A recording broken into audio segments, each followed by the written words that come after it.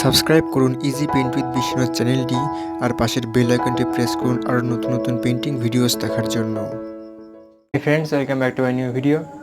তো ফ্রেন্ডস, আজকে আমি করব একটি খুব সুন্দর evening time sheep painting.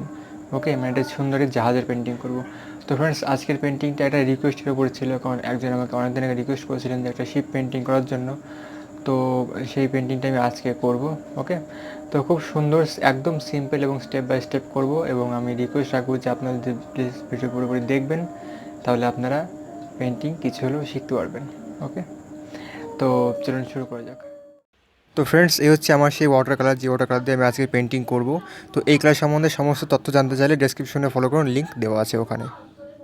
Okay friends, তো দেখুন আমরা প্রথমে এটা হলুদ কালার দিয়ে আমরা আজকে ডাইরেক্ট কালার করব। আজকে আমরা তেমন কোনো স্কেচ করব না, কারণ আজকে আমরা মানে যেই পেন্টিংটা করব এই পেন্টিংয়ের কিন্তু স্কেচ খুব একটা গুরুত্বপূর্ণ অতটা নয়, ঠিক আছে। একটা সিম্পল স্কেচ, একটা কালারফুল স্কাই হবে, এবং দূরে কিছু পাহাড় হবে, এবং নিচে একটু জল, আর তারপরে মাঝখানে একটা শিপ থাকবে, শিপ পেন্টিং হবে। ওকে, তো শিপটা একদম নর্মাল শিপ পেন্টিং হবে, মানে যেহেতু পেছনে আমাদের কালারফুল স্কাই, মানে ইভিনিং টাইমের দৃশ্য হবে, একটা সানসেট টাইমের দৃশ্য।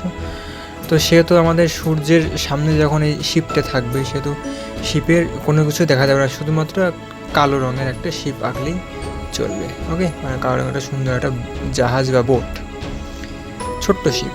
ওকে, তো দেখুন আমরা প্রথমে আকাশে আমরা হলুদ রং দিলাম, তারপরে আমরা ফ্লোরোসেন্ট গোলাপি রং দিলাম, দিয়ে এবার নীল রং দিলাম। ওকে, এবার এই যে সমস্ত রং আমরা দিলাম, এই রং দিয়ে সুন্দর করে আমরা মিশিয়ে দেবো। এবং নিচে যে নীল রংটা আমরা দিলাম, ওটা দিলাম কিসের জন্য? ওটা হচ্ছে যে আমরা যেই মানে সমুদ্রটা রাখবো, মানে ওশিয়ানটা আঁকবো, সেই সমুদ্রের জল ওইটা, ঠিক আছে।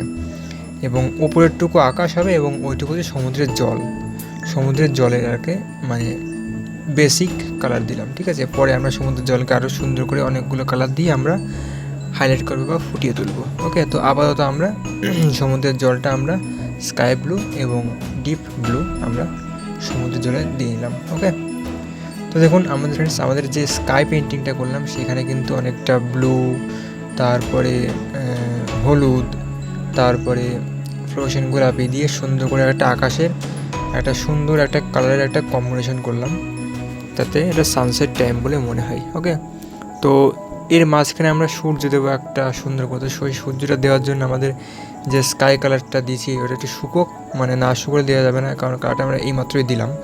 তো ততক্ষণ পর্যন্ত আমরা দূরের পাহাড়গুলো এঁকে নিই। তো দূরের পাহাড়গুলো আমরা কী দিয়ে আঁকবো? অবশ্যই ব্ল্যাক দিয়ে আঁকবো, কালো দিয়ে।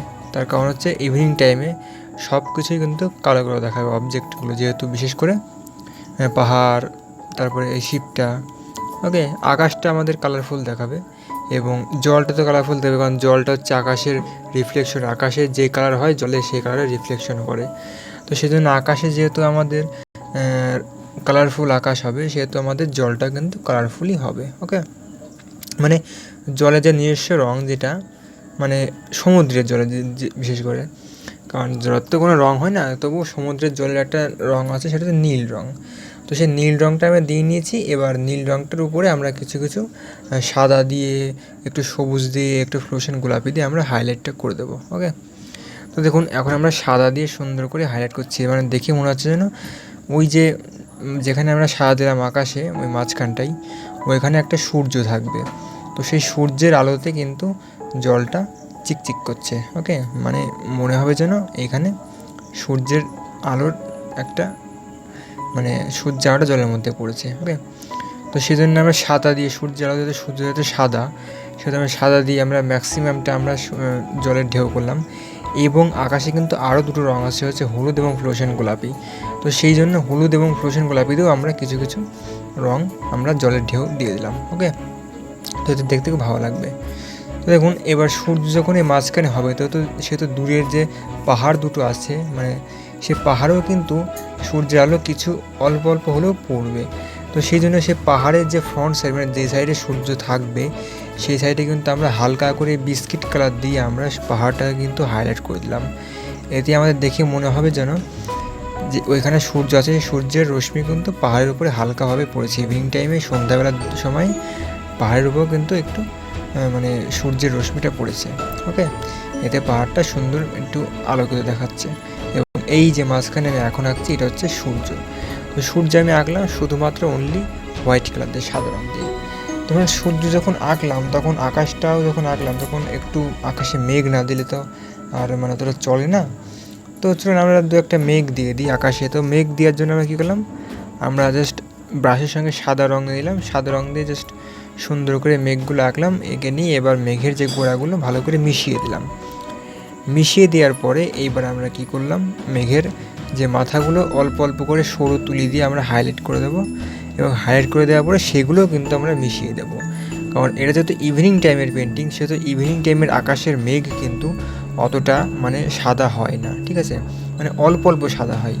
যেহেতু আকাশটা কালারফুল, সেই জন্য কিন্তু মানে এই আকাশের যে মেঘগুলো সেগুলো অতটা সাদা হবে না, সেইগুলো একটু আবছা আবছা হবে। ওকে, তো দেখুন সেজন্য আমরা সেই মেঘগুলো একটু হালকা করে মিশিয়ে দিয়েছি। এবার এই রঙটা এমনই রঙ, মানে একটু না শুকলে হয়তো বোঝা যাবে যে আসলে আমি কী কালারটা করলাম। ওকে, কারণ এটা একটু অন্য ধরনের রঙ, মানে এটা পাউডার ওয়াটার কালার।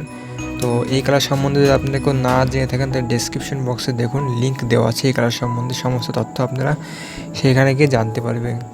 এবং যারা বাংলা ভাষা বোঝেন না, যারা হিন্দি বোঝেন, তাদের জন্য হিন্দিতেও কিন্তু ভিডিও করা আছে, তারা কিন্তু নিচে গিয়ে ডিসক্রিপশন বক্সে গিয়ে হিন্দিতেও কিন্তু ভিডিওটা দেখতে পারেন। ওকে, মানে আমার এই কালার সম্বন্ধে সমস্ত তথ্য সেই নিচে ডিসক্রিপশন বক্সে দেওয়া আছে।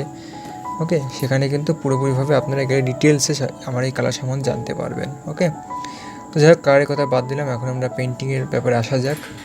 তো পেন্টিংয়ে দেখুন আমরা মোটামুটি আমাদের সমুদ্রের জলের কালারটা কমপ্লিট, পাহাড় কমপ্লিট, আকাশ তো কমপ্লিট হয়েই গেছে। তো এবার বাকি থাকছে কি আমাদের বোটটা। তো দেখুন আমাদের যে বোটটা আমরা আঁকছি, মানে যে নৌকাটা আমরা আঁকছি, এটা হচ্ছে পালতোলা একটা বোট বা ছোট্ট একটা শিপ বলতে গেলে। ওকে, তো সেই পালতোলা বোট আমরা আঁকলাম সুন্দর করে কালো রঙ দিয়ে, ব্লু রঙ দিয়ে পালতোলার নৌকোটা আঁকলাম। ওকে, এবার নৌকোটা মানে বোটটা যেখানে আছে সেহেতু বোটের যে অপোজিট সাইডে সেটা নিশ্চয়ই শ্যাডো পড়বে। তো সেই শ্যাডো দিলাম আমরা ব্ল্যাক কালার দিয়ে। ওকে, এবং ব্ল্যাক কালারের মাঝখানে আমরা হালকা করে সাদা রঙ দিয়ে দেবো, তাহলে পরে ওখানে মনে হয় যেন ঢেউ, মানে সমুদ্রের যে শিপটা, সেই শিপটা আর কি ওখানে ঢেউ ঢেউ লাগবে দেখতে। ওকে, তো ফ্রেন্ডস এই হচ্ছে আমাদের আজকের পেন্টিং, একদম খুবই সিম্পল এবং খুবই নর্মাল উপায়ে আমি আজকের পেন্টিংটা করলাম। তো ফ্রেন্ডস আমি আশা করছি যে আপনারা কিন্তু এই পেন্টিংটা পুরোপুরিভাবে বুঝতে পেরেছেন এবং এই পেন্টিংটা আমি কীভাবে করলাম এক্ষেত্রে আপনাদের আশা করি আপনাদের বুঝতে কোথাও কোনো অসুবিধা নেই। যদি বা কোনো অসুবিধা হয়ে থাকে তাহলে আমি নিচে কমেন্ট বক্সে আমাকে কমেন্ট করে জানান যে আপনার কী অসুবিধা হয়েছে বা কোথায় বুঝতে অসুবিধা হচ্ছে, তাহলে আমি আপনাকে কমেন্ট করে রিপ্লাই দেওয়ার চেষ্টা করব। এছাড়া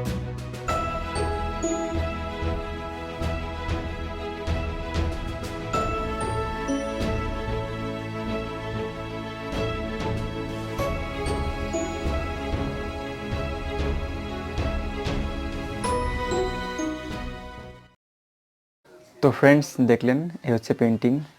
আশা করছি আপনাদের আজকে পেন্টিংটি খুব ভালো লেগেছে। তো পেন্টিংটি ভালো লাগলে অবশ্যই লাইক করবেন এবং আমার চ্যানেলটি সাবস্ক্রাইব করতে কিন্তু একদম ভুলবেন না। এছাড়া যদি আপনাদের কোথাও কোনো বুঝতে একটু অসুবিধা হয়ে থাকে তাহলে আমাকে নিচে কমেন্ট বক্সে আমাকে কমেন্ট করে জানান, আমি রিপ্লাই দেওয়ার চেষ্টা করব। আর এছাড়া যদি কোনো পার্সোনাল দরকারি সহায়তার জন্য আমাকে এই নাম্বারে আমাকে ফোন করতে পারেন, আমি আপনার সঙ্গে পার্সোনালি কথা বলবো। ওকে, তো thank you so much for watching and have a good day.